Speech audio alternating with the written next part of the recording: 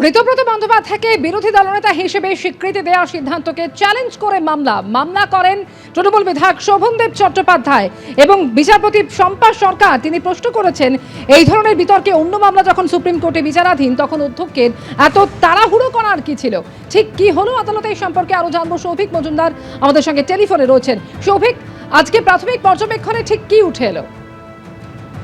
দেখো, তুমি জানো যে ঋতব্রত বন্দ্যোপাধ্যায়কে যখন বিরোধী দলনেতা হিসাবে বিধানসভার অধ্যক্ষ স্বীকৃতি দিচ্ছে, সেই সিদ্ধান্তকে চ্যালেঞ্জ করে শোভনদেব চট্টোপাধ্যায় তিনি কলকাতা হাইকোর্টের দ্বারস্থ হয়েছিলেন এবং সেই মামলা এখন মাননীয় বিচারপতি শম্পা সরকারের ডিভিশন বেঞ্চে বিচারাধীন রয়েছে।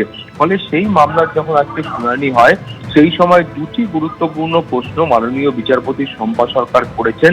প্রথমত, তার বক্তব্য হলো যে এই ধরনের পরিস্থিতি তৈরি হলে সেখানে একটা বিতর্ক তৈরি হয় এবং সেই বিতর্কের অন্যান্য একাধিক মামলা ইতিমধ্যে সুপ্রিম কোর্টে বিচারাধীন রয়েছে এবং সুপ্রিম কোর্টের তরফ থেকে সেই মামলাগুলির ক্ষেত্রেও এখনো পর্যন্ত কোনো চূড়ান্ত সিদ্ধান্তে সুপ্রিম কোর্ট উপনীত হয়নি বা সুপ্রিম কোর্টের তরফ থেকে কোনো রকম নির্দেশ বা কোনো রকম গাইডলাইন এখনো পর্যন্ত দেওয়া হয়নি। ফলে সুপ্রিম কোর্টে যখন এই মামলা বিচারাধীন রয়েছে, সেখানে কোনো সিদ্ধান্ত এখনো আসেনি। তার মধ্যে যখন এই ধরনের পরিস্থিতি আবারও তৈরি হয়েছে, সেই সময় অধ্যক্ষের এত তাড়াহুড়ো করার কি প্রয়োজন ছিল, সেই প্রশ্ন মাননীয় বিচারপতি শম্পা সরকার তুলেছেন।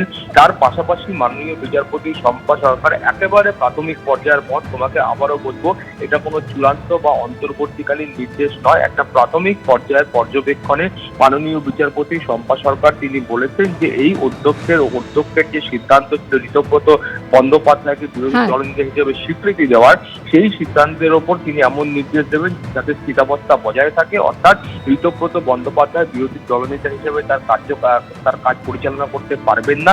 সেই রকম নির্দেশ প্রয়োজন হলে তিনি দেবেন, এইরকম একটা প্রাথমিক পর্যবেক্ষণ আজকে মাননীয় বিচারপতি রেখেছেন।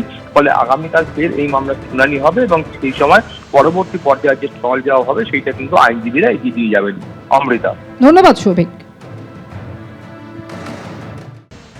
আপনারা জানেন যে দুর্নীতি, সিন্ডিকেট, তোলাবাজির মামলার তদন্তে কমিশন গঠনের কথা আগেই ঘোষণা করেছিলেন রাজ্যের মুখ্যমন্ত্রী শুভেন্দু অধিকারী এবং সেই কমিশন কিভাবে কাজ করবে, তার ক্ষমতা কতটা হবে, তা নিয়ে জারি করা হলো বিজ্ঞপ্তি। কলকাতা হাইকোর্টের অবসরপ্রাপ্ত বিচারপতি বিশ্বজিৎ বসুর নেতৃত্বে গঠিত হয়েছে কমিশন।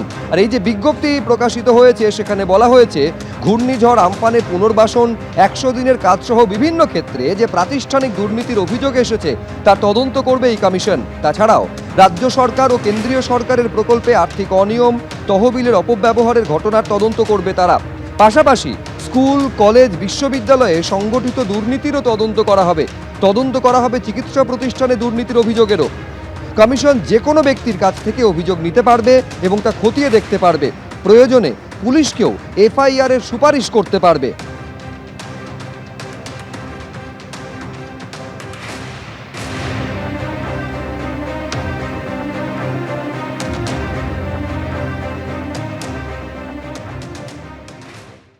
এবিপি আনন্দ, এগিয়ে থাকে, এগিয়ে রাখে।